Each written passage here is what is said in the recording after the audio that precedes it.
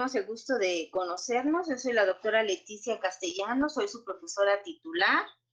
Y pues bueno, vamos a ver estos dos temas que nos faltan para acabar este pequeño bloque. Bueno, les voy a hablar yo de resonancia magnética. Este tema lo vamos a ver en una patología que es la cardiopatía isquémica. Bueno, vamos a ver unas 2-3 diapositivas de lo de la cardiopatía isquémica. Como sabemos, esta enfermedad, pues, tiene una alta prevalencia. Aquí en esta diapositiva vemos que más o menos a partir de la década de los 50 empezó a incrementar obviamente su incidencia y se ha mantenido como una de las principales causas de mortalidad aún en nuestros días. Y bueno, la incidencia de enfermedad cardiovascular, incluyendo lo que es la enfermedad arterial coronaria, la insuficiencia cardíaca y el stroke, como sabemos, van aumentando conforme la edad.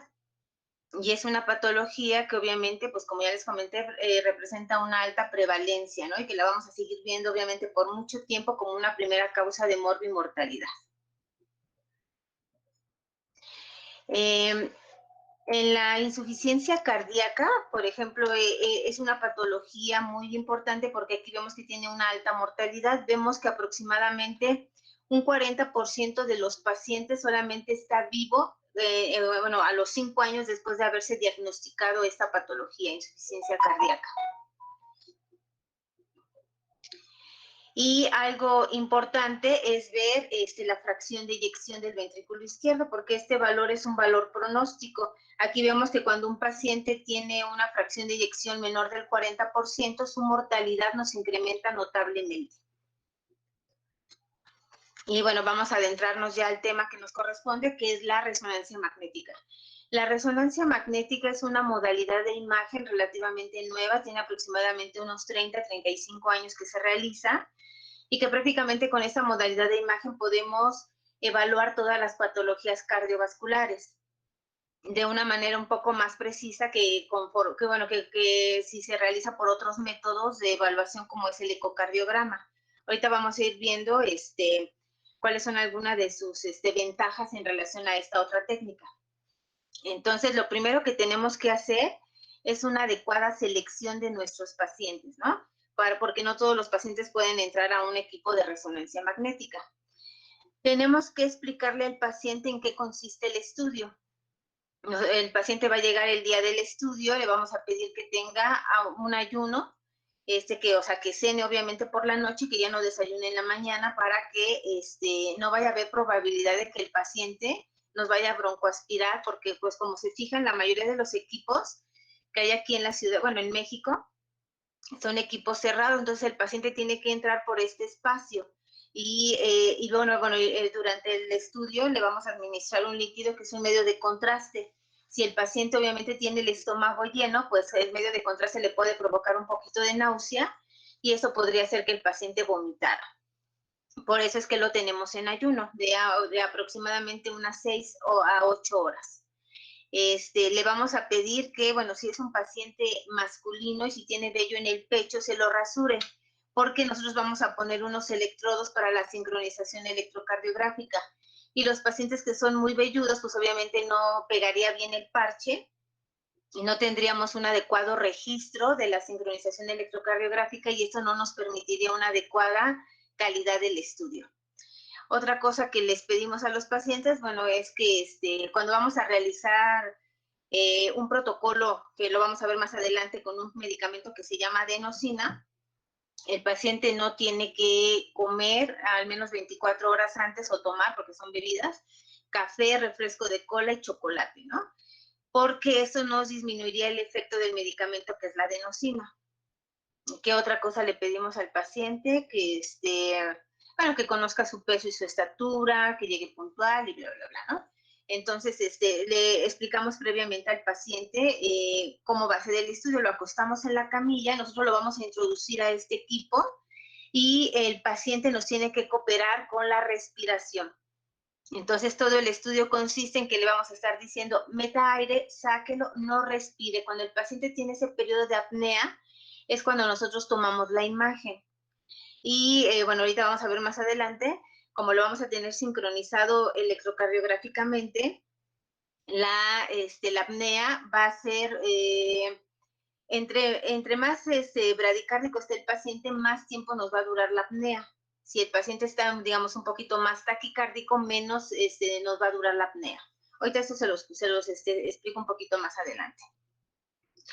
Pero primero, antes que esto, tenemos que ver cuáles son las indicaciones, o más bien las contraindicaciones para realizar el estudio. Como les comento, no todos los pacientes podrían ser candidatos a un equipo de resonancia magnética, a un estudio.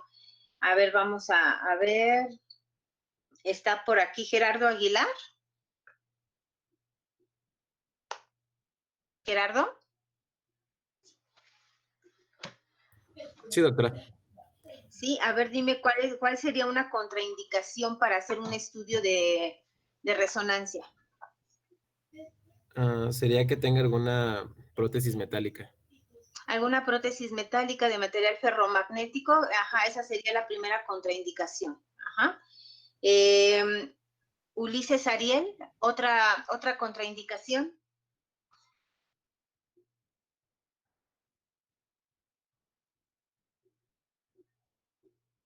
¿No está? Sí, aquí estoy, doctora. También sería que sea usuario de algún stent o algún tipo de desfibrilador, marcapasos. Ajá. Ahí comentaste 3 cosas. Bueno, el stent no es una contraindicación absoluta. Los stents están hechos de material que no es ferromagnético y que sí se pueden meter a la resonancia magnética. Nada más que las casas comerciales recomiendan que se deje pasar aproximadamente de 4 a 6 semanas de la colocación del mismo para que no haya ningún problema. Entonces, pero como tal no es una contraindicación. Si un paciente obviamente ya tiene 1 año, 3 años, 8 años o más tiempo de que se le puso un stent, prácticamente no hay problema. Hay estudios, de hecho, en los que se han sometido a pacientes a una resonancia magnética con 2 semanas de haberse colocado un stent y en realidad pues no ha habido ninguna situación, pero bueno, las casas comerciales, como les comento, recomiendan este lapso de tiempo de 4 a 6 semanas y después de esto no habría ningún problema. Comentaste los desfibriladores automáticos implantables. Ese dispositivo sí, obviamente sería una contraindicación para meter al paciente. Con desfibrilador no se mete. Ajá. ¿Y qué otra cosa comentaste? Perdón, era la... Bueno, aparte había habido también que la alergia a los contrastes era también a considerar. Ajá. No es como tal alergia al contraste. El contraste que utilizamos en la resonancia magnética es un medio de contraste que se llama gadolíneo.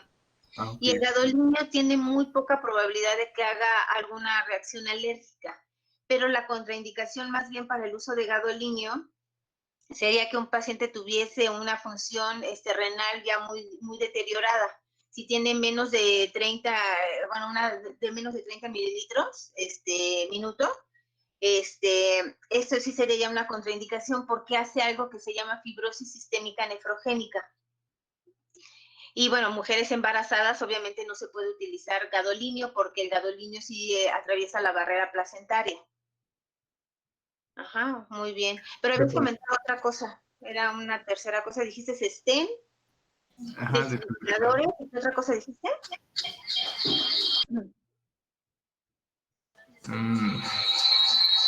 Bueno, y marcapaso, ¿verdad? Porque los no recuerdo, marcapasos... pero hay un poco de retroalimentación aquí que no oigo bien. Mande, perdón. No recuerdo cuál fue la última que le comenté, doctora. No, yo tampoco. Bueno, pero vamos a comentar ahorita un poquito aquí del marcapaso. El marcapaso, al igual que los desfibriladores automáticos implantables, hay marcapasos que son compatibles con el resonador. Obviamente estos son más caros, pero si tenemos un marcapaso compatible con el resonador, pues obviamente sí se puede meter al paciente con ese dispositivo. Los marcapasos permanentes. Y cuando tenemos un marcapaso que no es compatible con el resonador, tenemos que tener como mucha vigilancia. Primero ver si el paciente está completamente dependiente del marcapaso. Si es así, pues no lo podemos meter. Si no está completamente dependiente del marcapaso, hay artículos en los que comentan que sí se puede hacer el estudio siempre y cuando esté un electrofisiólogo o un técnico que nos vaya a reprogramar nuevamente los parámetros con los que estaba bueno, ya el marcapasos, porque la resonancia magnética sí puede hacer este desajuste de los parámetros del marcapaso. Entonces, esa sería la circunstancia.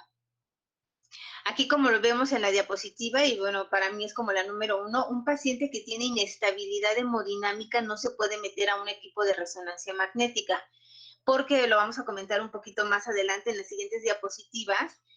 Dentro de esa área no podemos pasar bombas de infusión, no podemos pasar cualquier material que tenga metal.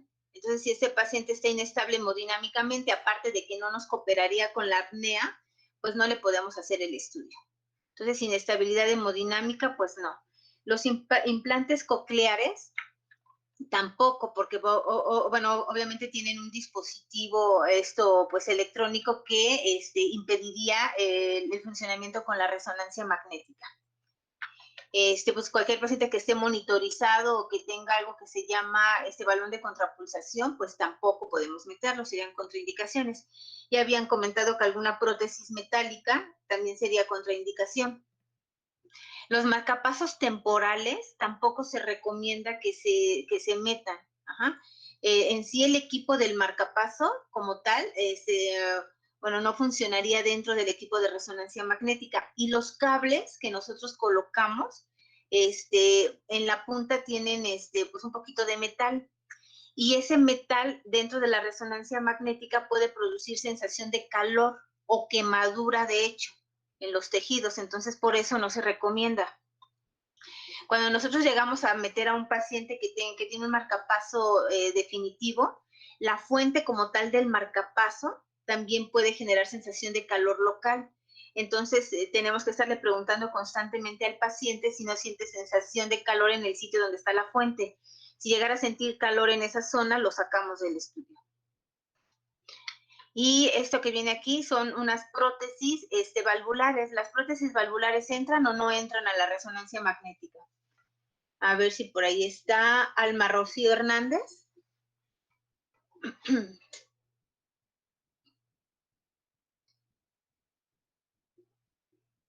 Alma Rocío.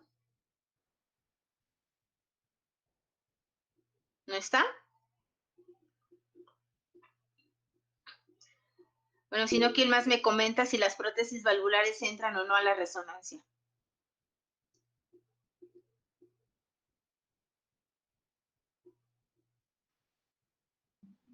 Me parece que sí entran, doctora, pero no es recomendable ya que dan imágenes de difícil lectura. Ajá.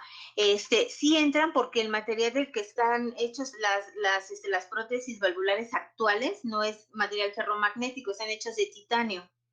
Y la única prótesis que no entra es la que les puse aquí, que se llama jaula bola. Esta prótesis se utilizaba hace 30 años o más, entonces ya la probabilidad de que tengamos un paciente con esta prótesis ya es muy baja. Pero esa sería la única que no entra porque la resonancia magnética impediría el funcionamiento de la bola precisamente. Entonces haría una disfunción valvular, pero todas las más recientes sí entrarían. Y como comentas, o sea, hacen artefacto. Si nosotros le vamos a hacer a un paciente un estudio de una resonancia magnética cardíaca y que ese paciente tenga el antecedente de una prótesis valvular, no sería lo adecuado porque pues sí nos va a generar artefactos en la imagen.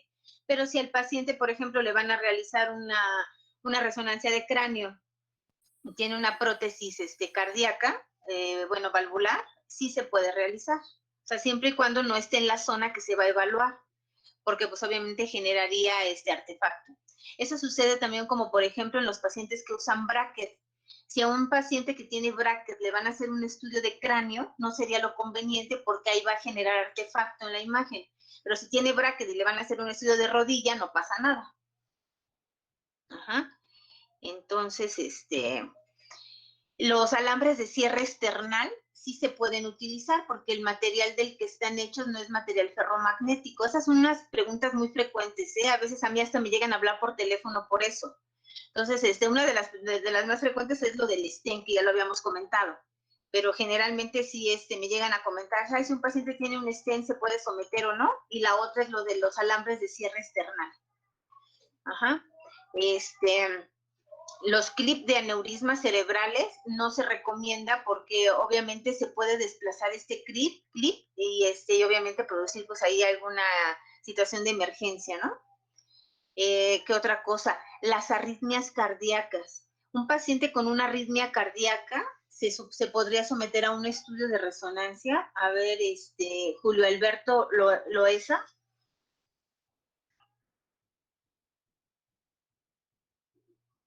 ¿Me puede volver a repetir la pregunta, doctora, por favor? Sí, que si un paciente que tenga alguna arritmia cardíaca le podemos hacer una resonancia magnética. Pues creo que no estaría recomendado, pero no estoy seguro. Ajá, no, bueno, depende qué arritmia. La arritmia más arrítmica es la fibrilación auricular. Entonces, un paciente que tiene una fibrilación auricular no sería un paciente candidato porque, como les comentaba hace ratito, nosotros vamos a tener una sincronización electrocardiográfica y el pulso de radiofrecuencia se va a sincronizar con el pico de la R. Entonces, ahí es donde vamos a ir obteniendo nuestra imagen. Pero si un paciente tiene un ritmo muy irregular, la calidad del estudio es mala. Ahorita les muestro unas imágenes de eso. Pero si tenemos algún otro tipo de arritmia, como por ejemplo extrasístoles que no sean frecuentes, sí lo podemos realizar. En la única, digamos, que hay como contraindicación sería en la fibrilación auricular. ¿Ah? Entonces, una vez que tenemos ya seleccionado a nuestro paciente, que obviamente no vaya a tener nada de estas circunstancias, pues lo podemos meter a la resonancia magnética. Bueno, me faltan dos. Una de ellas sería la obesidad mórbida, ¿no? O importante, porque como les comentaba, al paciente lo vamos a meter a este equipo. Y la mayoría de los equipos que hay aquí en la Ciudad de México, bueno, en México en general, en todo el país, son equipos cerrados. Entonces, si el paciente es muy obeso y no entra por ese espacio, pues obviamente no le podemos hacer el estudio.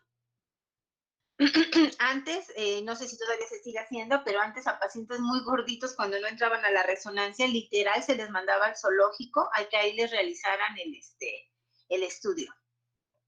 ¿Qué otra cosa? Otra contraindicación, digamos relativa, que no lo puse aquí, serían los tatuajes. Los tatuajes, los que son antiguos, hace 20 años, digamos, perdón, la tinta tenía metal. Entonces, bueno, los tatuajes de más de 20 años no se recomienda que se metan a la resonancia magnética porque también pueden generar calor en el sitio donde está el tatuaje. Los tatuajes más recientes, como ya no tienen metal, no hay problema, sí se pueden meter. ¿Alguna duda que tengan en relación a las contraindicaciones? No, doctora. No, doctora. Okay. Entonces, continuamos. Entonces, como les comentaba, tenemos que tener una adecuada selección del paciente porque vean, por ejemplo, esta imagen de 2 cámaras, cómo prácticamente no se observan bien los bordes porque este paciente tenía una arritmia que precisamente era una fibrilación auricular. Y vean cómo prácticamente la imagen se ve toda, bueno, de mala calidad, como con mucho movimiento, ¿no? Eso es un artefacto por mala sincronización electrocardiográfica. Y vean este otro también, esta es una imagen de 4 cámaras, también aquí no podemos definir bien los bordes y en realidad sería muy difícil decirles yo que este paciente tiene una adecuada contractilidad o no, porque pues no es de adecuada imagen. Esta imagen es fija, pero aquí el paciente tuvo artefactos de respiración y se meten estas líneas como blancas que van aquí. Entonces estas líneas blancas también no me permiten una adecuada calidad de la imagen. Perdón, esos son los artefactos que podemos encontrar en el estudio. Y bueno, ya una vez que al paciente le explicamos qué le vamos a realizar en el estudio y que le explicamos la apnea y todo, lo introducimos al equipo y nosotros trabajamos fuera del área donde está la resonancia, en una zona donde está la consola de trabajo y aquí es donde nosotros vamos a programar el estudio. Tenemos que tener una adecuada sincronización, como les comentaba, tanto electrocardiográfica como respiratoria. Electrocardiográfica, pues para ver obviamente que la frecuencia de nuestro paciente se mantenga pues estable, sobre todo si es que vamos a administrar algún medicamento. Y la respiratoria, pues para corroborar obviamente que nos esté haciendo también bien la apnea, como se la estamos indicando. Entonces, esto lo tenemos que estar monitorizado, y en los pacientes que administramos fármacos, que ahorita se los comento casi en las últimas diapositivas, también les ponemos el brazalete para tener el registro de la presión arterial. Entonces, tenemos que estarlo vigilando en sus signos vitales también. ¿Y cuáles son los riesgos de este equipo? Que obviamente, como ya dijimos, esto es un magneto, y cualquier cosa que tenga metal, pues obviamente lo va a jalar, ¿no? Entonces tenemos que tener cuidado cuando nosotros vamos a trabajar en esta área, pues de evitar este tipo de accidentes. Lo que está dentro de esta área generalmente es cosas que que son de material amagnético.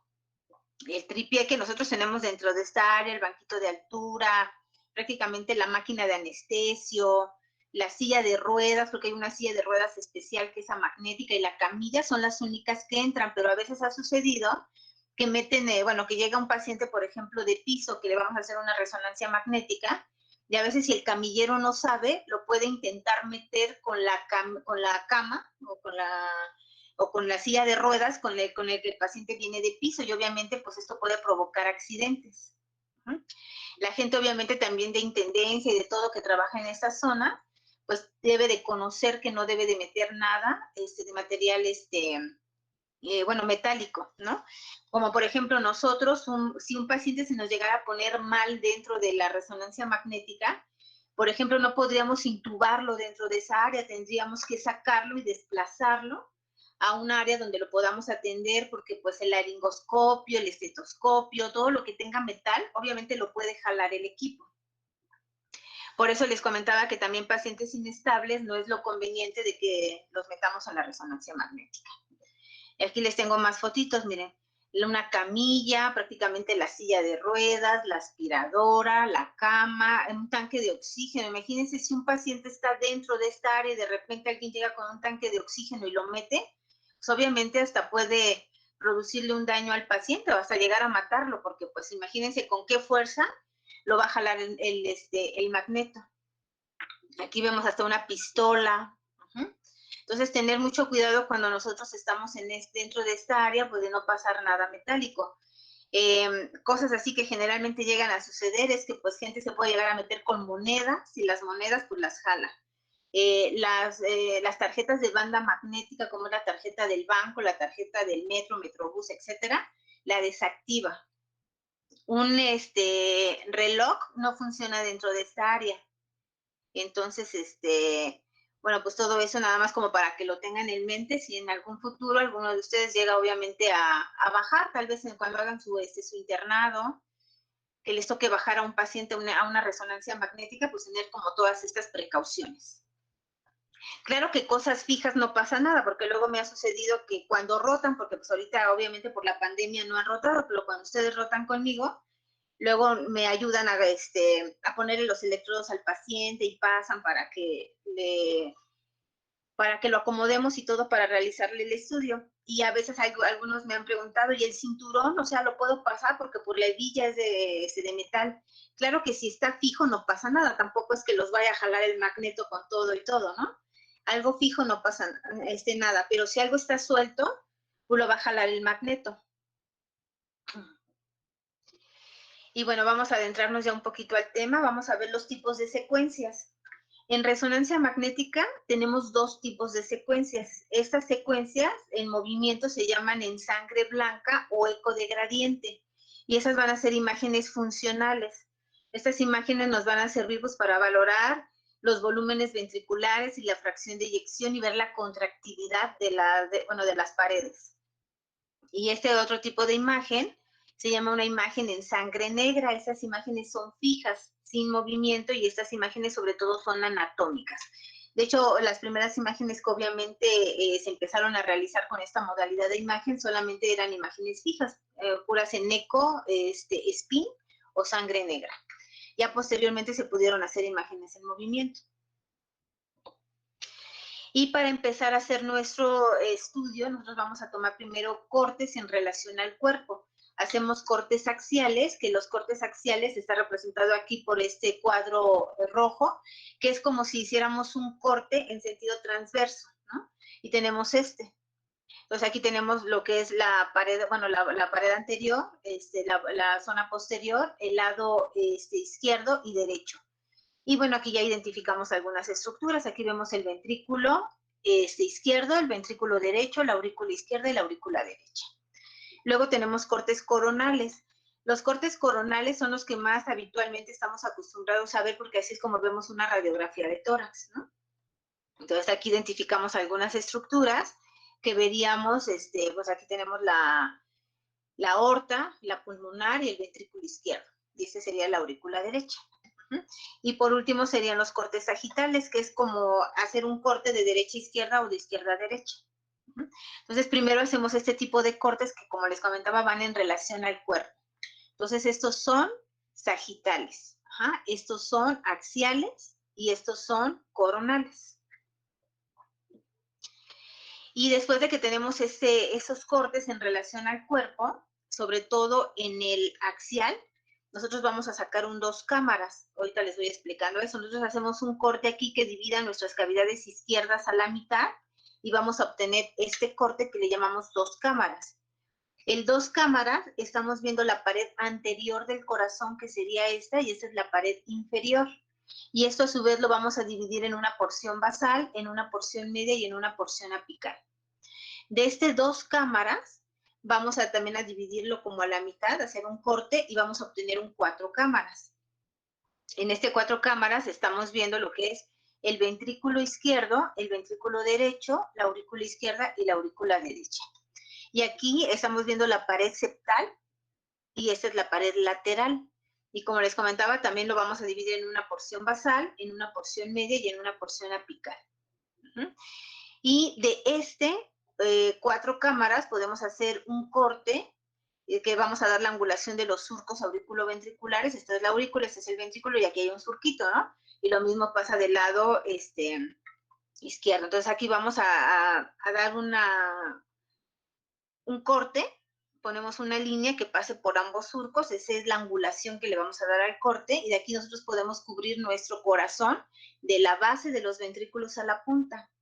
Y así es como nosotros obtenemos los ejes cortos. Este es un eje corto. En el eje corto vamos a ver al ventrículo izquierdo como un círculo y al ventrículo derecho como una media luna que lo abraza. Y aquí, por ejemplo, vemos los músculos papilares. Y les había dejado estudiar lo que es el modelo de los 17 segmentos. Aquí se los voy a comentar, pero ahorita les voy a ir preguntando en relación a esto. Esta es la pared anterior del corazón. Aquí, como lo estamos viendo en un corte medio, porque vemos los músculos papilares, más o menos el corte está como a este nivel. Aquí vemos que la pared septal la dividimos en 2. Esta es la pared anteroseptal y esta es la pared inferoseptal. Esta es la pared inferior y la pared lateral también la dividimos en 2. Esta es la pared anterolateral y la pared inferolateral. Aquí tenemos 6 segmentos a nivel medio.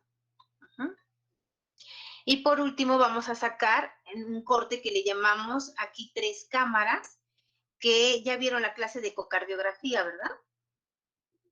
Sí, doctora. En ecocardiografía a este corte le llaman eje largo paraesternal, pero pues es lo mismo. Aquí vemos el ventrículo izquierdo, la aurícula izquierda y aquí vemos la aorta. Entonces prácticamente estamos viendo tracto de entrada y tracto de salida del ventrículo izquierdo. Y vamos a ver algunas de las secuencias que nosotros realizamos. Estas 2 primeras secuencias son las que les he venido comentando ahorita, que se llaman en sangre blanca. Esa es una imagen en 4 cámaras, en eco de gradiente o sangre blanca, donde estamos viendo el ventrículo izquierdo, el ventrículo derecho, la aurícula izquierda y la aurícula derecha. Aquí que llama la atención que el ventrículo izquierdo se ve grande, se ve dilatado, este no es su diámetro normal. Se ve pues, dilatado. Y vean la contractilidad. La contractilidad se ve con una hipocinesia, que quiere decir que el movimiento está reducido, y en este caso es generalizada, porque si se fijan, ninguna pared se mueve adecuadamente. Para ver la contractilidad, yo siempre les recomiendo que pongan como el cursor en medio de la cavidad y vean en sístole cómo las paredes se deben de acercar al centro de la cavidad. Si vemos que obviamente no se acercan o se acercan poquito, pues estamos diciendo que el paciente tiene una hipocinesia o asinesia, ¿no? Y aquí vean también el tamaño de lo que es la aurícula izquierda, se ve incrementado. Generalmente no debe ser tan grande la aurícula izquierda. Y algo que también llama la atención es que aquí tenemos una válvula. ¿Qué válvula sería esta? Si estamos del lado izquierdo. Tricúspide. No, Ay, no, perdón, mitral. mitral, ¿verdad? Entonces aquí las válvulas de hecho se ven bien tenues, apenas si se pueden observar, pero si se fijan aquí hay un jet, así le llamamos, que se ve una imagen como más oscura, que es una insuficiencia, la sangre se está regresando del ventrículo izquierdo a la aurícula izquierda. Entonces aquí tenemos una insuficiencia mitral, pues que está catalogada de grado ligero. Uh-huh. Aquí tenemos una imagen en eje corto, donde vemos el ventrículo, como ya les había dicho, como un círculo. Y vemos las paredes. Aquí, ¿qué pared es la que no se mueve en relación al modelo de 17 segmentos? ¿Qué pared es esta?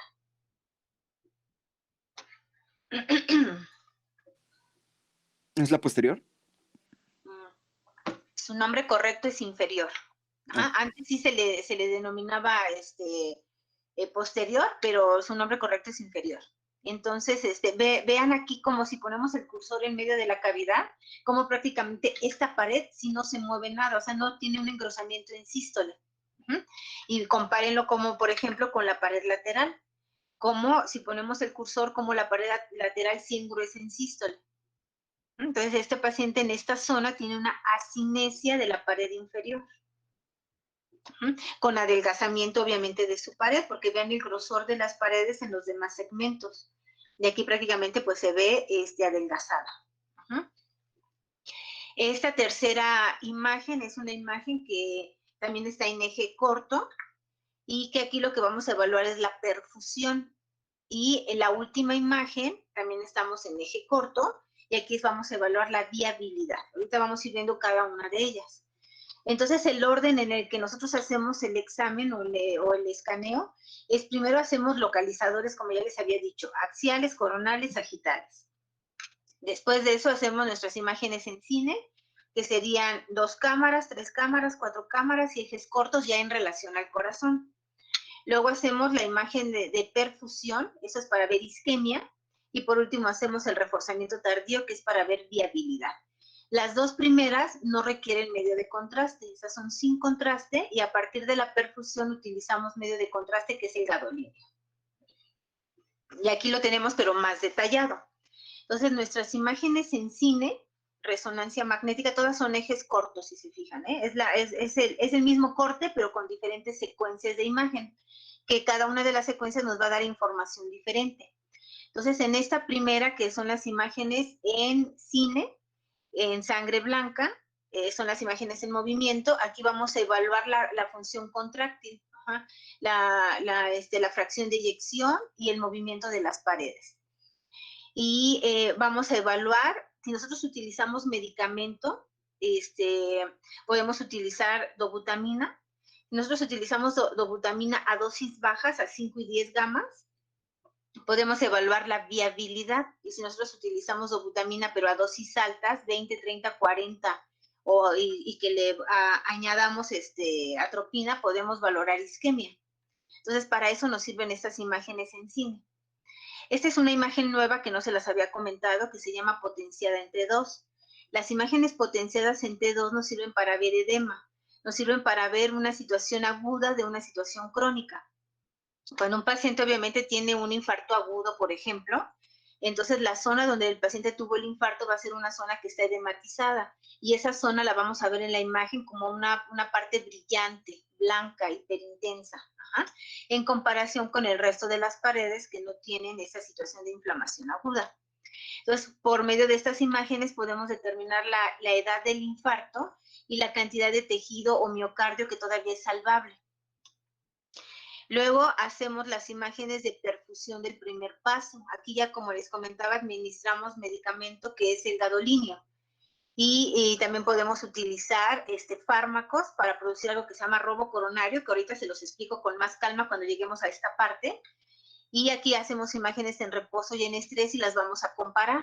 Y aquí entonces lo que vamos a valorar es isquemia. Las imágenes de reforzamiento, hay unas de reforzamiento que se llaman reforzamiento temprano, que aquí igual vamos a administrar gadolíneo, pero si al minuto o 2 minutos de que administramos el gadolinio tomamos la imagen, le llamamos reforzamiento temprano. Si nos esperamos hasta los 10 minutos en adelante, le llamamos reforzamiento tardío. Y cada una de estas nos sirve para valorar cosas diferentes. Nos sirve para ver algo que se llama fenómeno de no reflujo, que ahorita se los explico, y obstrucción microvascular. Y cuando lo tomamos ya muy tardíamente, después de 10 minutos, lo que vamos a valorar es infarto. O sea, vemos la necrosis o la fibrosis, como le quieran llamar, y aquí podemos ver el tamaño del infarto y obviamente la diferencia entre tejido vivo, que el tejido vivo lo vamos a ver negro, con el tejido infartado, que lo vamos a ver blanco o hiperintenso. Entonces, en un estudio que aproximadamente nos dura unos 40-45 minutos, vamos a obtener toda esta información. Les puedo decir, obviamente, si el paciente tiene alteración en la función contráctil, cuánto tiene de fracción de eyección, si la situación es aguda o crónica, si tiene isquemia y si tiene viabilidad. Y vamos a ir con el primer rubro, que es la función contráctil, ¿no? Vamos a la función ventricular.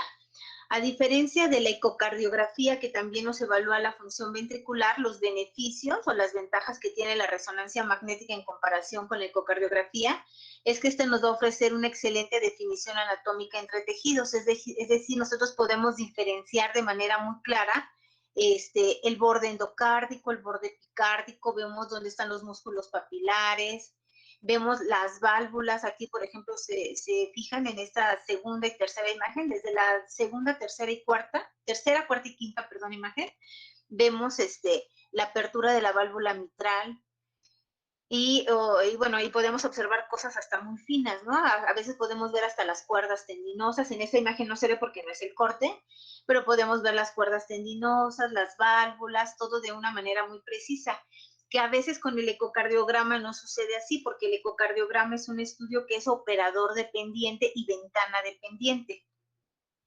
Ventana dependiente quiere decir que cuando el paciente, por ejemplo, pacientes muy gorditos o pacientes que tienen EPOC, a veces no podemos tener una adecuada visualización del corazón, porque hay varias estructuras que obviamente van a impedir que nosotros con el transductor lleguemos a verlo de una manera muy adecuada. La resonancia magnética es una adquisición y reconstrucción tridimensional. También tenemos ausencia de radiación ionizante. Aquí no estamos radiando al paciente. Es altamente reproducible, es decir, como nosotros ya sabemos cómo vamos a hacer una imagen de un 2 cámaras, de un 3 cámaras, de un 4 cámaras, de un eje corto, si nosotros este estudio se lo volvemos a repetir al paciente, por ejemplo, a los 3 meses, generalmente la imagen nos tiene que salir casi igual porque estamos tomando la misma angulación y todo, ¿no? Entonces es altamente reproducible.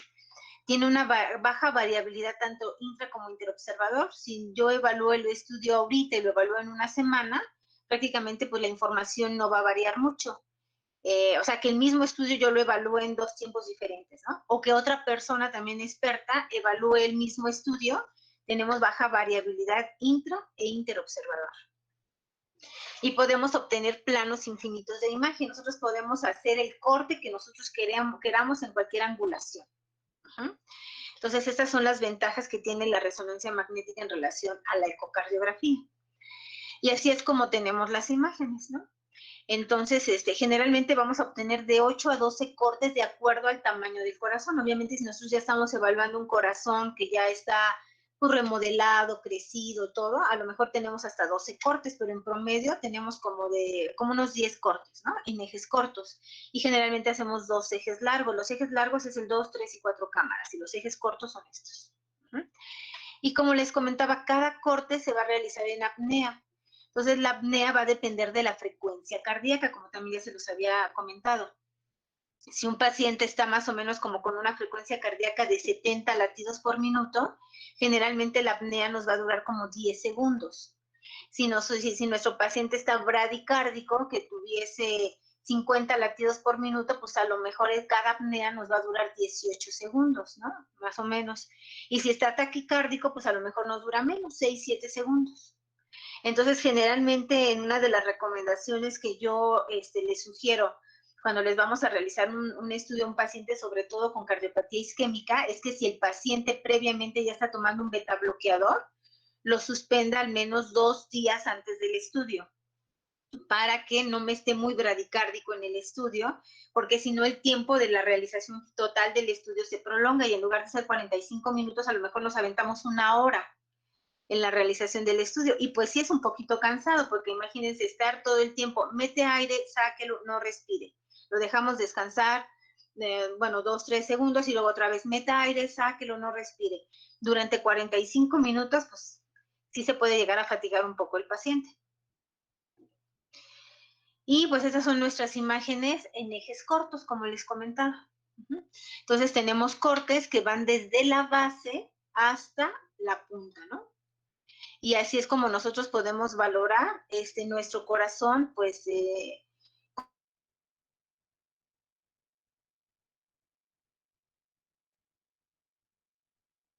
adecuada contractilidad. Y vamos a valorar la función ventricular. ¿Cómo lo hacemos? Nosotros vamos a identificar nuestra imagen que represente la diástole, donde el corazón se ve como más abierto, y la imagen que represente la sístole, donde más se cierra. Y vamos a delinear en todos nuestros cortes el borde endocárdico. Cuando delineamos el borde endocárdico, en diástole tenemos el volumen telediastólico total.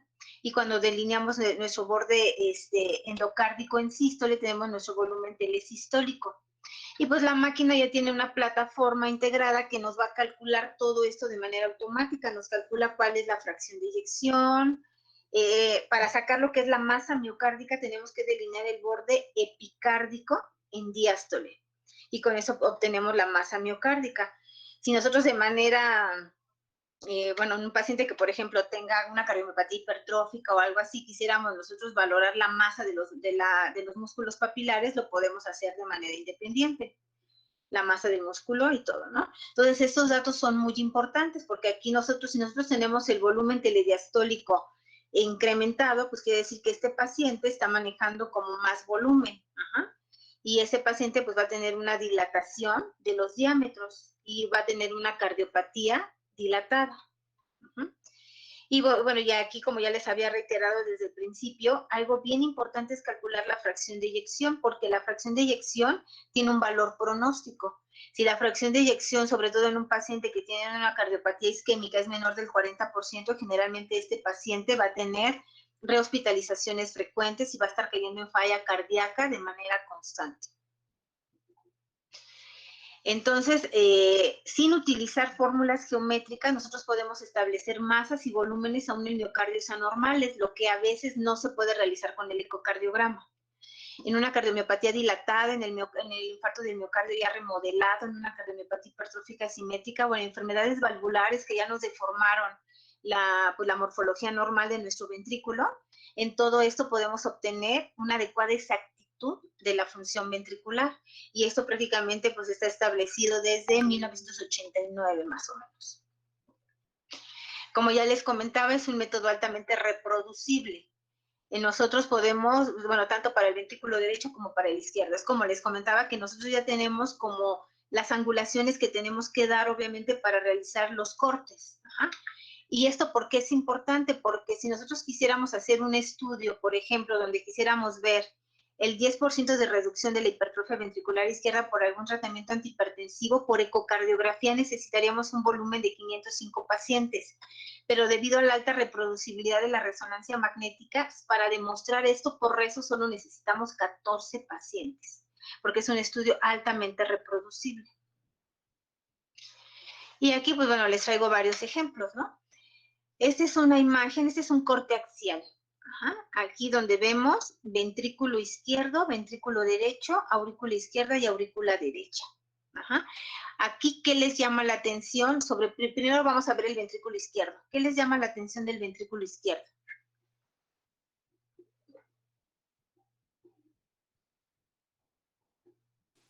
¿Es más grande de lo normal? Un poco más grande de lo normal, pero ¿qué otra cosa es más importante que eso? Las paredes se ven un poco más gruesas. Al contrario, este es el grosor normal, pero fíjense la punta, como prácticamente no tiene miocardio. Ese paciente aquí ya tuvo un infarto apical. Ajá. Y si se fijan, el movimiento de la punta es disinético, se le llama cuando tiene un movimiento contrario.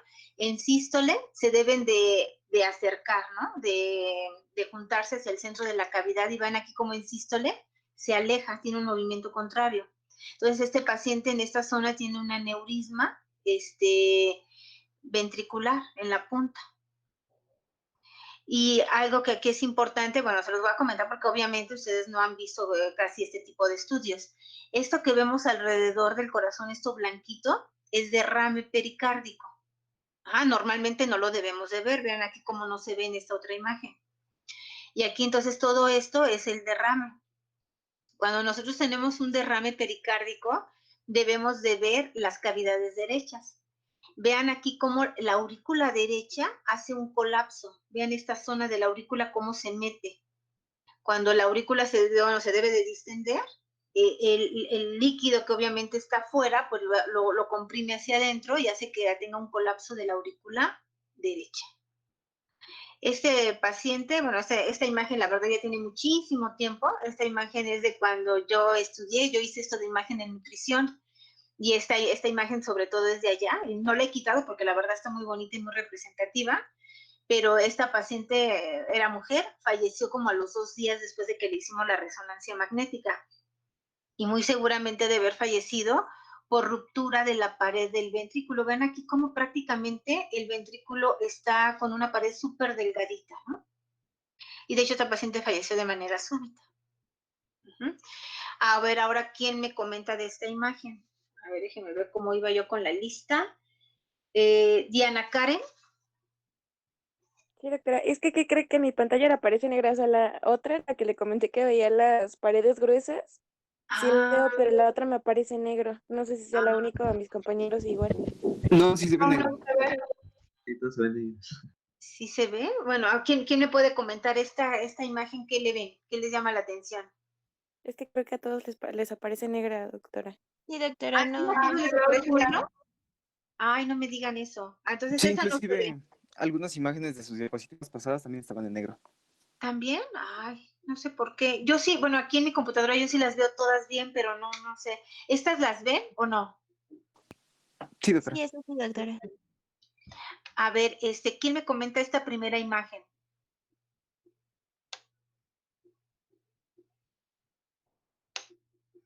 Pues, bueno, la contracción se ve muy disminuida.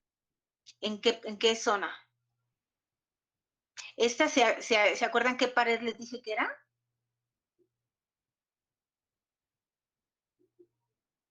Esa es la pared anterior del corazón. Y como les dije, se subdivide en una porción basal, en una media y en una apical. Vean cómo solamente la porción basal tiene un adecuado grosor, pero ya la porción media y la porción apical está completamente reducido su grosor de la pared. Entonces aquí, y aparte no se mueve nada, si ponemos el cursor en medio de la cavidad, está completamente asinética esa porción, la media y la apical, ¿no? Entonces aquí tenemos una asinesia en esta zona. ¿Y esta qué pared era? La pared inferior. Inferior. Y su porción apical de la pared inferior, pues también tiene una asinesia. Esta es una imagen de 2 cámaras. Esta es para que como que se les vaya grabando un poquito. Esta es la aurícula izquierda y el ventrículo izquierdo en una imagen de 2 cámaras en sangre blanca o eco de gradiente. Esta imagen del medio, ¿sí la ven? Sí, doctora. Sí, ¿Sí? doctora. A ver, ahí donde está la alteración de la contractilidad. En la Ahí aurícula tienen izquierda. ustedes su acordeón, del modelo de los 17 segmentos. A ver, ¿qué parte es esa? Yo lo vería en la parte septal Sí, del ventrículo. sí. En la parte septal y también en la anterior, ¿no? Vean aquí cómo también la porción anterior no engruesa y no se mueve. Entonces las zonas alteradas es anterior y septal. Muy bien. ¿Y aquí dónde le ven la alteración de la contractilidad? Se mueve raro.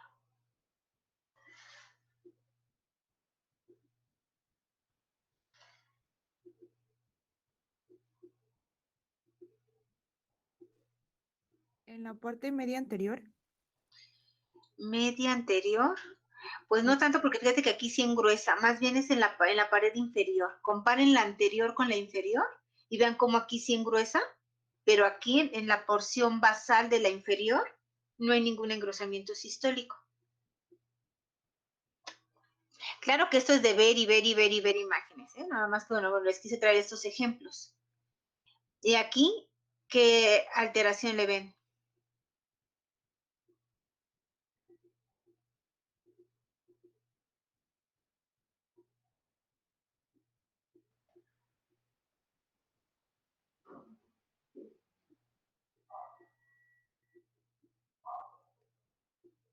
En la región apical, ¿no? No hay. En la región apical, exactamente. Vean cómo la punta prácticamente no engruesa. Ajá. Y aquí volvemos a ver una imagen donde tiene insuficiencia mitral. Vean cómo también se genera un jet que se regresa a la aurícula.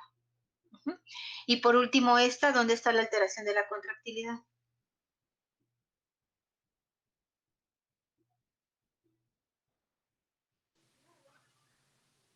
¿En la cara inferior?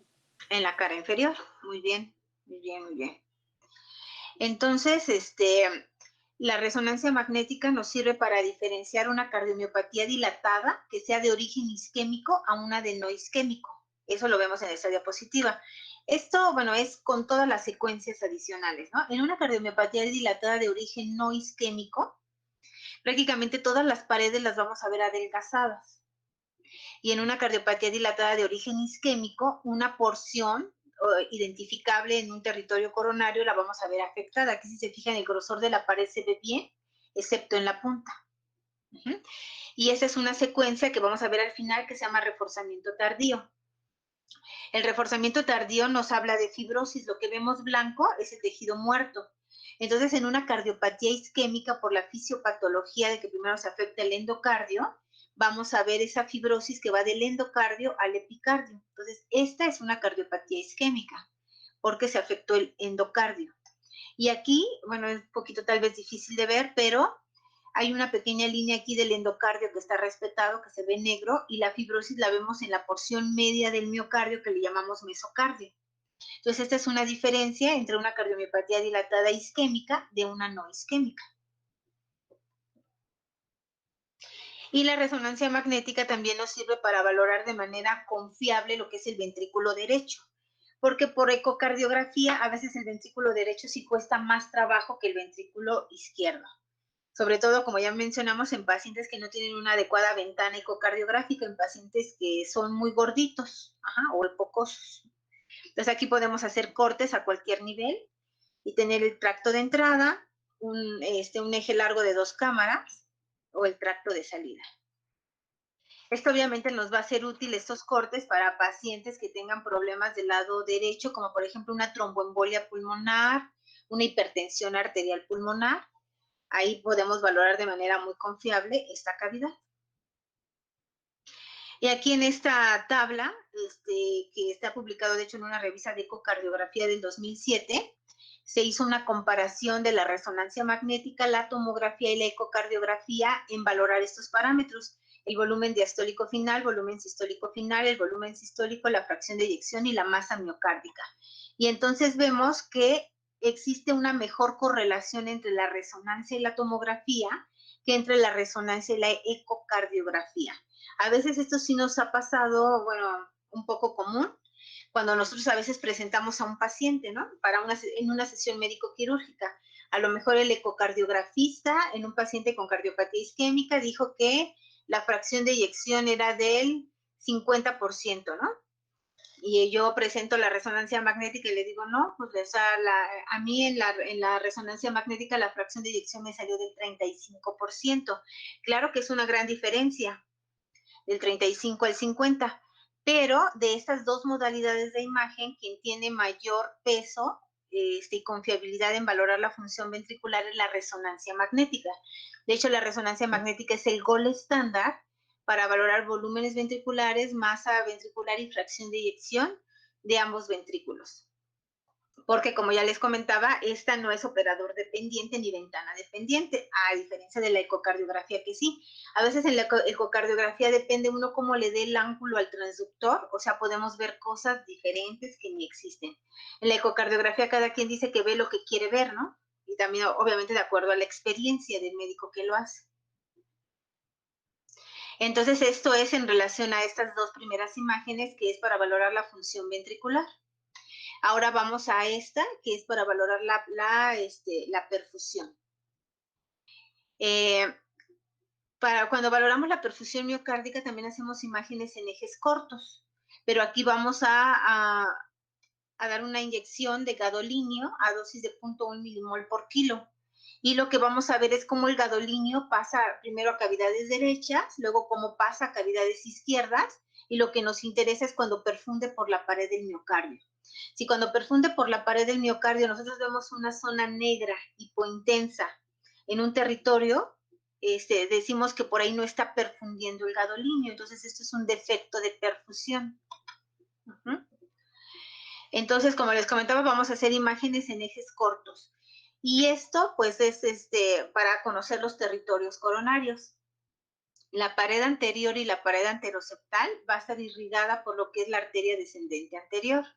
La pared lateral va a estar irrigada por lo que es la circunfleja y la pared inferior e inferoseptal va a estar irrigada por lo que es la coronaria derecha. Entonces, esto es muy importante porque cuando vamos a ver defectos de perfusión, obviamente nosotros vamos a hacer el ejercicio de qué arteria es la que está afectada.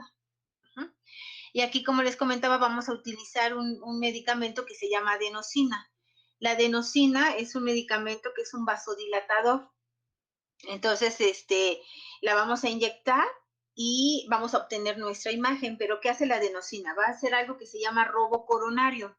Nosotros vamos a inyectar el medicamento y al haber una vasodilatación, se van a vasodilatar tanto las arterias sanas como las arterias enfermas. Y las arterias sanas le van a robar flujo a las arterias enfermas. Y eso se llama robo coronario. Y de esta manera nosotros podemos ver las zonas que están hipoperfundidas. Entonces vamos a hacer nuestros cortes en ejes cortos. Y aquí vemos una imagen, primero una perfusión en estrés, es decir, administrando gadolinio y adenosina. Y vamos a ver cómo no hay gadolinio, cómo el gadolinio empieza a llegar a cavidades derechas y cómo el gadolinio ya está perfundiendo por la pared del miocardio. Y aquí vemos dos defectos de perfusión.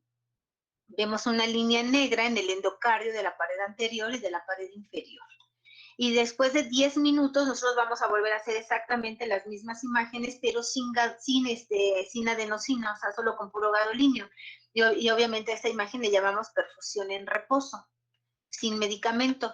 Y vamos a ver lo mismo. Entonces vamos a ver que aquí, por ejemplo, en el reposo no tiene ningún defecto de perfusión, y ese defecto de perfusión se hace evidente en el estrés cuando administramos la adenosina.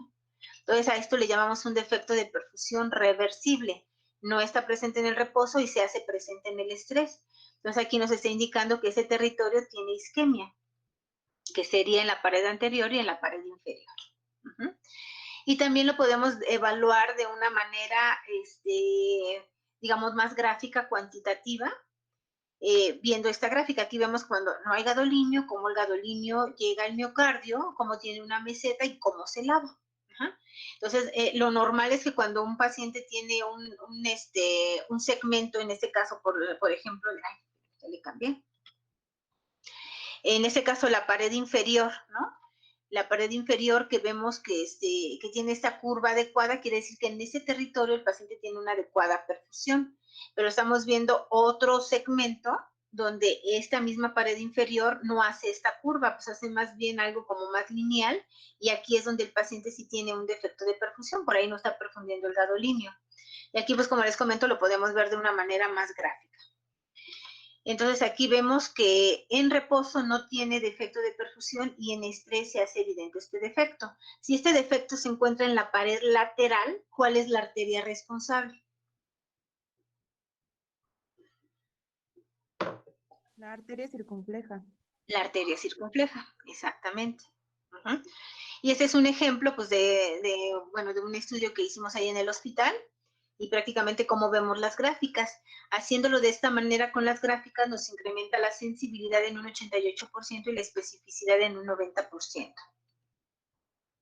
Y también podemos hacer algo, esta se borra, ¿verdad? Sí. ¿Esta imagen la ven en negro o sí la ven bien? No, sí se ve. ¿Sí se ve? Aquí lo que nosotros vamos a hacer es hacer un corte basal, es que de repente sí se borra, un corte basal, un corte con el incremento de la dosis creciente de la dobutamina. Y vamos a ver cómo se mueven los territorios. Así pues, si nosotros tenemos, por ejemplo, una hipocinesia en la pared anteroseptal, y le vamos incrementando la dosis creciente de dobutamina y vemos que esta que se movía poquito, que tiene una hipocinesia y ya no se mueve, quiere decir que ahí tenemos isquemia. Esa es otra manera de evaluar la isquemia. Sin embargo, este estudio yo ya no lo hago tanto, lo hacía muy al principio cuando empecé a hacer estudios en el hospital, pero no tengo bomba de infusión amagnética, entonces lo que yo hacía es que la bomba de infusión la dejaba afuera y conectaba varias extensiones que llegaron obviamente hasta el brazo del paciente, pero hay un retardo muy importante entre la dosis real que yo estoy pasando. Si yo pienso que estoy pasando 20, a lo mejor apenas estoy pasando 10, ¿no? Entonces no era como tan confiable. Y aparte, obviamente, con la dobutamina debemos de tener como mayor precaución porque lo que al final de cuentas estamos haciendo pues es estresar pues bueno, el miocardio con este tipo de fármacos y el objetivo pues obviamente es producir isquemia y obviamente pues podemos producir que el paciente tenga dolor precordial, provocarle una angina, ¿no? Y el efecto de la dobutamina pues digamos que sí es un poquito más prolongado que con la adenosina que les explicaba hace ratito. Con la adenosina la vida media es solamente de 30 a 40 segundos, entonces pues, prácticamente en cuanto uno deja de pasar la infusión de la adenosina, pues dejas de tener efecto en del medicamento y bueno, yo ya llevo, que les diré, como 10 años haciendo este tipo de estudio y afortunadamente nunca me ha pasado nada en algún paciente con adenosina. Es pues un fármaco, digamos, un poquito más confiable por su vida media tan cortita. En esta diapositiva vemos que si nosotros en un solo paciente hacemos los dos tipos de estudios, hacemos tanto adenosina como dobutamina, y los dos nos salen negativos, el paciente tiene una posibilidad solamente del 0.8% de tener un evento isquémico a 3 años. Pero la realidad es que solo hacemos uno u otro, y la mayoría de los centros donde se hace resonancia magnética se hace con adenosina, muy poquitos lo hacen con dobutamina. Y por último vamos a ver esto que es la viabilidad. Ajá. Valorar viabilidad es muy importante porque pues de eso va a depender si al paciente lo vamos a meter a un procedimiento de revascularización. Esas son las imágenes que obtenemos para valorar viabilidad, son imágenes fijas. Ajá. Entonces aquí tenemos una imagen en eje corto donde vemos una zona blanca o hiperintensa en la pared inferior y lateral. Y aquí tenemos esta zona blanca brillante en la pared anterior. Ahorita les explico por qué sale esto. Ajá. Entonces, valorar la viabilidad, como les comentaba, es algo muy, muy importante porque si nosotros tenemos que un paciente tiene tejido viable y lo sometemos a una terapia de revascularización, pues obviamente le vamos a disminuir su mortalidad porque ese tejido que estaba teniendo baja irrigación, pues, bueno, y que todavía está vivo, obviamente le vamos a mejorar su función contráctil y su fracción de eyección en consecuencia y la calidad de vida del paciente. Pero si este paciente que tiene tejido viable lo dejamos solamente con terapia médica y no le destapamos la arteria, pues le vamos a incrementar la mortalidad. Y al revés, si el paciente ya no tiene tejido vivo y aún así nosotros lo sometemos a una terapia de revascularización, le vamos a incrementar la mortalidad porque obviamente los procedimientos de revascularización que utilizamos pues, son invasivos. Obviamente hacer un cateterismo cardíaco pues implica sus riesgos y no se diga hacer una cirugía pues a corazón abierto, ¿verdad? Entonces, tenemos que tener esta información pues muy confiable, pues para ver si ese paciente sí es candidato a someterse a un procedimiento de revascularización o ya no. Y vamos a ver ahorita esto. Entonces, esas son las imágenes que tenemos, las voy a ir explicando con la siguiente diapositiva. El medio de contraste que utilizamos es el gadolino. El gadolino es un medio de contraste paramagnético de distribución extracelular. Si nosotros tenemos la membrana de nuestro miocito íntegra, que nuestro paciente no haya tenido ningún evento isquémico, el gadolinio que es extracelular, pues obviamente se va a quedar en este espacio y prácticamente nosotros cuando tomamos la imagen a los 10 minutos, vamos a ver, como la membrana del miocito está íntegra y no penetró el gadolinio, vamos a ver nuestra imagen negra hipointensa. Ajá. Cuando nosotros tenemos un infarto agudo, va a haber ruptura de la membrana celular y el gadolinio va a penetrar al interior de la célula. Entonces, cuando nosotros tomamos la imagen, vamos a ver que el gadolinio penetró al interior de la célula y vamos a ver esta imagen brillante o hiperintensa. Esta es la zona del infarto. Cuando nosotros tenemos ya un infarto crónico, ese tejido miocárdico va a ser reemplazado por una matriz de colágeno y el gadolinio va a penetrar libremente por estas rejillas de colágeno y también nosotros vamos a ver una imagen brillante o hiperintensa. ¿Qué les quiero decir con esto? Que las imágenes de reforzamiento tardío nos sirven para diferenciar tejido vivo de tejido muerto, pero no nos dicen la edad del infarto, solamente nos dicen que ese tejido está vivo y que ese tejido ya es muerto. Y aquí, King es uno de los autores que más ha escrito sobre viabilidad miocárdica. Este artículo, de hecho, ya es viejito, es de 1999, y él comentaba que lo que brilla en esta secuencia de realce tardío es tejido muerto, que brilla es tejido muerto. Y aquí él hizo estudios en perros. Aquí a los perros les ligó las arterias coronarias y se las fue desligando a diferentes tiempos para producir infartos de diferentes tamaños. Entonces aquí, por ejemplo, vemos un infarto muy pequeñito en la pared inferior. Aquí se hizo el estudio ex vivo, donde aquí vemos la zona del infarto, y luego el análisis histopatológico con una distinción que se llama trifeniltetrazolium, donde también vemos el tamaño del infarto. Y prácticamente, pues, su correlación con la resonancia magnética es muy buena. Aquí tenemos un infarto muchísimo más grande, un infarto que nos abarcó la pared inferoseptal, la inferior y la lateral. Lo vemos en la imagen ex vivo y en la tinción con trifeniltetrazolium y prácticamente pues vemos que coincide muy bien con nuestra imagen en resonancia magnética. Aquí vemos un infarto que nos abarcó solamente el endocardio, si se fijan es bien poquito en la pared anterior y lo podemos evidenciar muy bien pues con la tinción histopatológica. Entonces, es decir, que la resonancia magnética tiene una alta correlación con la histopatología. Aquí obviamente tenemos nuestro tejido fibrótico, que evidenciamos por histopatología, obviamente que es fibrosis, y nuestro tejido miocárdico normal. Y la correlación que les comentaba con la resonancia magnética, con el análisis histopatológico, y vemos que tanto el tamaño y la transmuralidad que vemos aquí es prácticamente idéntica a lo que es el análisis histopatológico. O sea, este método es muy confiable para valorar la viabilidad. Aquí tenemos en esta tabla, esta primera línea es de un estudio que se llama SPEC, que es la medicina nuclear.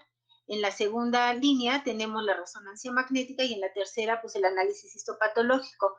Entonces, aquí vemos que por medicina nuclear, ya sé que no han visto este tema, pero por medicina nuclear, cuando nosotros tenemos una zona no viable, o sea, no vamos a ver completa la dona. Aquí le faltaría este pedazo, por ejemplo, en la pared inferior. Pero aquí este estudio pasaría como un estudio normal, el del SPEC. Sin embargo, vemos que en este mismo paciente, por resonancia magnética, este paciente tiene un infarto en la pared inferior, pero que no abarca todo el espesor de la pared, o sea, es un infarto no transmural, que sí fue evidente por resonancia magnética y que en el análisis histopatológico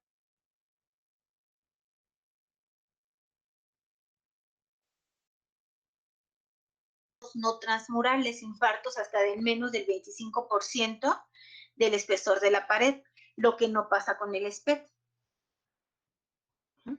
Y esta tabla nos va a evaluar la sensibilidad, especificidad, valor predictivo positivo y negativo de la resonancia magnética y de la conjunción de dos métodos que nos evalúan la viabilidad, que sería el PET y SPEC. Y prácticamente la resonancia magnética tiene mayor sensibilidad y mayor valor predictivo negativo que en comparación con la combinación de estos dos métodos. Y aquí pues solamente les traigo imágenes para que obviamente ustedes pues vean la zona infartada. Aquí vemos un infarto muy grande que nos abarcó la pared anterior, la pared lateral y un poco de la pared anteroseptal, ¿no? Por el tamaño del infarto, aquí pues inferimos que el tronco coronario izquierdo es el que está afectado por la extensión del infarto. Aquí por la zona, que la encontramos obviamente en la pared lateral, la arteria responsable es la arteria circunfleja. Aquí tenemos un infarto en la pared anterior y en la pared septal, que la arteria responsable, perdón, es la descendente anterior. Y aquí vemos un infarto en la pared inferoseptal e inferior, que la arteria responsable es la coronaria derecha. Como nosotros hacemos cortes que van desde la base hasta la punta, pues prácticamente estamos viendo la extensión del infarto. O sea, vemos si ese infarto solamente nos abarcó la porción basal, la porción media, o fue desde la base hasta la punta. Sabemos la extensión. Y también podemos valorar lo que es el tamaño del infarto. Si nosotros ya tenemos nuestra masa miocárdica total, que ya la valoramos por cuando hicimos nuestra valoración de la función ventricular, y aquí delineamos solamente nuestra zona infartada, pues podemos saber qué porcentaje de la masa miocárdica total tiene alteración, está con infarto. Y bueno, les comentaba que hay algo que se llama reforzamiento temprano. Cuando nosotros tomamos la imagen aproximadamente a los 2 minutos de haber inyectado el gadolinio, todavía la zona infartada no la vamos a ver tan brillante, tan blanca. Pero si nosotros en ese tiempo vemos un puntilleo en medio de esa zona, bueno, que se va a volver brillante en imágenes posteriores, esto le llamamos fenómeno de no reflujo. ¿Y esto qué nos traduce? Que tenemos obstrucción de los pequeños vasos. Y este dato, pues obviamente es de mal pronóstico. Un paciente que tiene fenómeno de no reflujo, pues generalmente va a seguir teniendo complicaciones a futuro. Y eso lo podemos evaluar por este método, como cuando tomamos la imagen tempranamente. Otra cosa que podemos evaluar es la extensión al ventrículo derecho. Cuando nosotros tenemos un infarto en el ventrículo, en la porción inferior del ventrículo izquierdo, generalmente este infarto se puede extender al ventrículo derecho. Y obviamente también lo vamos a ver como una zona blanca o brillante, pues en este territorio. Aquí tenemos otro, que se ve el infarto inferior con la extensión al ventrículo derecho. Y esta es la parte, bueno, importante, que ya se las he comentado, pero lo voy a reiterar aquí. La transmuralidad del infarto es algo de lo más importante, porque de aquí vamos a decidir si nuestro paciente se va a someter a un procedimiento de revascularización o no. Aquí en esta imagen de arriba es una imagen de 2 cámaras, donde vemos que la pared anterior no tiene problemas, se ve con tejido viable, pero la pared inferior tiene un infarto no transmural. Si se fijan aquí en esta zona, vemos que pues aproximadamente como un 50% es blanco y un 50% es negro. O sea, esta zona de aquí todavía tiene tejido vivo. Este paciente todavía se va a beneficiar de que nosotros le destapemos esta arteria. ¿Cuál sería si esta es la pared inferior? ¿Cuál es la arteria responsable ahí? La coronaria derecha. La coronaria derecha. Si nosotros le destapamos la coronaria derecha, pues esta zona todavía va a tener adecuada, movilidad cuando ya hayamos hecho la revascularización. Sin embargo, en este paciente que tiene un infarto transmural, que ya nos abarcó todo el espesor de la pared, pues ya no tiene caso que nosotros abramos esta arteria, porque aún con la arteria abierta, aquí ya no hay nada que rescatar, ya no hay tejido vivo. Y aunque le hagamos el procedimiento de revascularización, pues el paciente no va a tener ningún beneficio. Y eso está representado aquí en estas gráficas. Si nosotros tenemos un infarto que sea del 1 al 25% del espesor de nuestra pared, aquí vemos que 109 de 183 segmentos recuperaron la contractilidad después de un procedimiento de revascularización. Entre más transmural se vaya haciendo, pues menor recuperabilidad, ¿no? Si nosotros tenemos un infarto del 25 al 50%, 46 de 111 lo recuperaron. Si ya tenemos un infarto mayor del 51 al 75%, 13 de 124 recuperaron la contractilidad, pero si tenemos un infarto que ya va del 75 al 100% del espesor de la pared, ya no tiene caso que nosotros le abramos la arteria, porque pues ya no va a recuperar. Y esas son algunas imágenes nada más para ver pues algunas complicaciones, ¿no? Aquí tenemos un pseudoaneurisma. Esta es una una imagen de 2 cámaras, donde aquí veríamos la aurícula izquierda y el ventrículo izquierdo, y en esta porción vemos, pues digamos, un chipote prácticamente, que sería un aneurisma, y este aneurisma tiene un trombo en su interior. Y aquí lo vemos en esta imagen en eje corto, la pared anterior, la pared septal, la pared inferior, y en la pared lateral vemos este aneurisma. Estos son trombos. El trombo lo vamos a ver como una imagen más negra, más hipointensa que el miocardio. Y generalmente lo vamos a ver, obviamente, pues en la zona adelgazada, en la zona pues, que obviamente ya sufrió un infarto, porque pues ahí el flujo va a estar reducido y con hay algo que le llamamos efecto de humo, que, o sea, que el flujo es lento en esa zona y obviamente tiene mayor probabilidad de que aquí se forme un trombo. Entonces así vemos los trombos. Aquí se ve muy bien este trombo. Y bueno, lo que ya les había comentado, nada más para reiterarlo, esta primera imagen pues es la de realce tardío, que nos dice que hay tejido vivo, y esta es la zona del infarto. Aquí es para diferenciar un infarto agudo de uno crónico. Si nosotros hacemos esta secuencia potenciada en T2 y vemos que esta zona que se ve brillante, aquí estamos diciendo que este infarto es agudo. Y aquí prácticamente lo vemos todo gris, bueno, igual en todas las zonas, entonces este es un infarto crónico. Y esta secuencia nos sirve, bueno, tiene una especificidad de un 96% para la detección de eventos agudos. Esta secuencia potenciada en T2 también nosotros la utilizamos en miocarditis, porque pues, la miocarditis es un proceso inflamatorio, donde obviamente también vamos a tener una zona hiperintensa, perdón, en la zona, pues que el paciente tuvo el daño en ese territorio. Y ese es un caso que vimos en el hospital.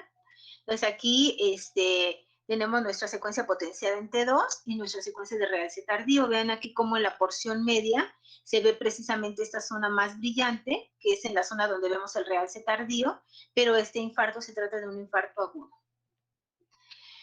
Y les voy a comentar este artículo. Este es para determinar el valor diagnóstico de la perfusión miocárdica por resonancia magnética con adenosina en pacientes que llegan a urgencias con un dolor torácico por sugestivo de angina.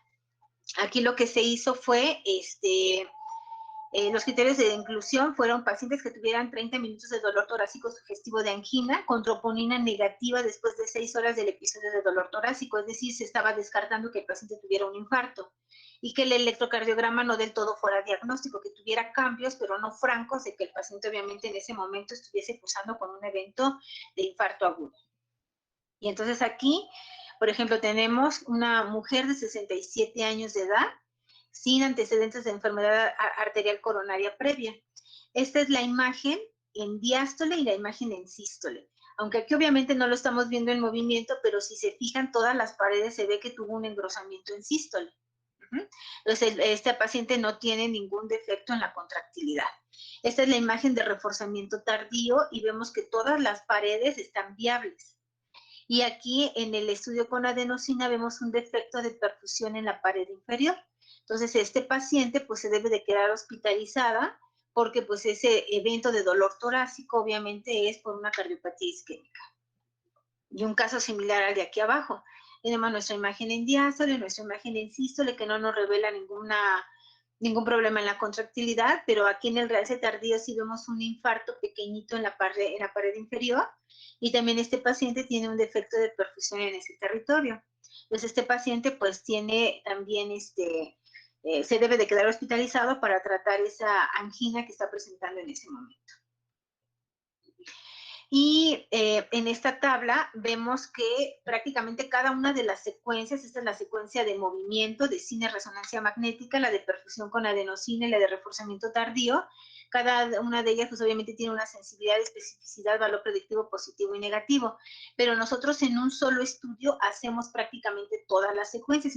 Si nosotros sumamos obviamente la información que nos da cada una de las secuencias, al final de cuentas nos incrementa mucho la sensibilidad y el valor predictivo positivo. Y la especificidad es muy alta, del 91%. Las arterias coronarias. Las arterias coronarias no se deben de evaluar por resonancia magnética. La resonancia magnética, por la resolución espacial que tiene, no es útil porque solamente podemos observar las porciones proximales de las arterias, pero no podemos seguir todo su trayecto, a lo mejor las porciones proximales y medias, pero ya que uno siga su trayecto distal es muy poco probable. Para eso tenemos que hacer una angiotomografía coronaria, que sería la clase de mañana. Entonces, indicaciones, o sea, la resonancia magnética nos sirve para evaluar la función y masa ventricular, es una clase 1. Detección de enfermedad coronaria en reposo y estrés, este es del 2004, lo menciona como una clase 2. Para la perfusión miocárdica, una clase 2. Anomalías coronarias, obviamente sus porciones proximales, es una clase 1. Detección de infarto del miocardio, agudo y crónico, clase 1. Y detección de viabilidad miocárdica, clase 1. Aquí lo tengo un poquito más extenso, solamente lo voy a leer de manera muy rápida. Cuando nosotros tenemos una probabilidad preprueba intermedia para enfermedad coronaria, el electrocardiograma no es interpretable o el paciente no es capaz de hacer ejercicio, la resonancia magnética sería un estudio adecuado para valorar el dolor torácico, con medicamento, ya sea con vasodilatador o con dobutamina. Para evaluar la sospecha de anomalías coronarias, evaluación de riesgo con otros estudios. Cuando tenemos en un cateterismo una estenosis no significativa o no muy clara, podemos hacer un estudio de resonancia magnética para ver si ese paciente tiene isquemia. En la evaluación de la estructura y función valvular y ventricular, sobre todo en la evaluación de cardiopatías congénitas complejas, incluyendo anomalías de la circulación coronaria, grandes vasos, cámaras y válvulas. En la evaluación de la función ventricular después de un infarto o en pacientes con falla cardíaca con imagen inadecuada por el ecocardiograma, pues es un estudio adecuado. En la evaluación de cardiomiopatías específicas como la cardiomiopatía hipertrófica, ese también es un estudio adecuado, sobre todo aquí porque empleamos el reforzamiento tardío. En la evaluación de válvulas nativas y protésicas, generalmente para evaluación de válvulas sí utilizamos más la ecocardiografía.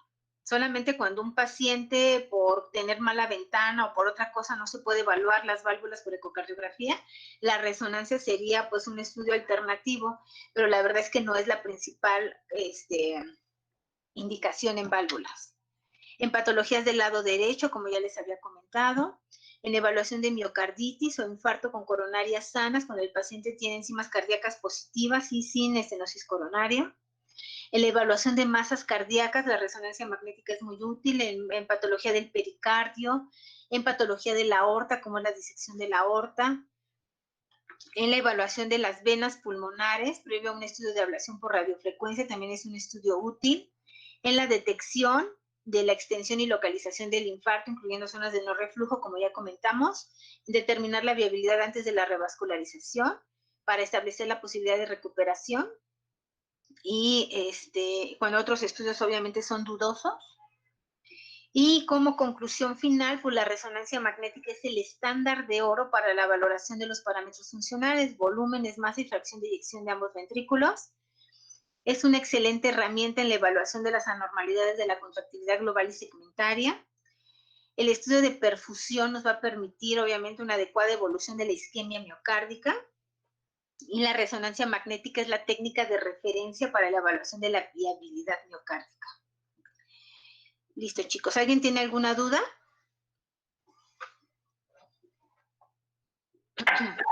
No, Doctora, todo bien, gracias. No, doctora. No, doctora, gracias. No, doctora. Ok, chicos, pues el tema sé que era largo, pues prácticamente sí nos tardamos un poquito, pero pues sí era importante que que lo viéramos así completo, ¿no? Para que les quedara claro, pues todas las secuencias que ocupamos y cuál es la utilidad de cada una de ellas. Entonces, mañana nos conectamos a las 9 de la mañana con tomografía. Es un tema un poquito más corto. ¿Ok? Sí, doctora, con relación al examen, ¿lo haríamos terminando la clase o sería el sábado? Yo les mandaría unas preguntas, pero ya sería un poquito más tarde. Y ustedes me las regresarían las preguntas el sábado antes de las 11 de la mañana. Obviamente es un examen en casa, ustedes van a tener pues, la posibilidad de consultar todo lo que quieran, o sea, pueden consultar pues obviamente pues su computadora, cualquier apunte que tengan, todo lo que sea, de lo que se trata es que lo hagan así pues como completo, lo tienen que contestar a mano. Y yo evalúo pues obviamente la calidad de su respuesta, porque pues hay gente que me contesta 3 renglones en algo que sí obviamente uno puede como abundar un poquito más en la respuesta. Digo, ahorita por la pandemia no hay como otra manera de evaluarlos, pero pues es un ejercicio para ustedes porque van a repasar todo lo que ya vimos. Perfecto, doctora. Entonces quedamos a la espera de, bueno, mañana de sus preguntas. Sí, yo se las envío, pero casi por la tarde-noche. Y ustedes me las regresarían, como ya les dije, a mano, escaneadas, antes de las 11 de la mañana del sábado. Ok, chicos. Pues entonces nos conectamos mañana nuevamente. Que tengan bonita tarde. Claro. Gracias, igualmente, doctora.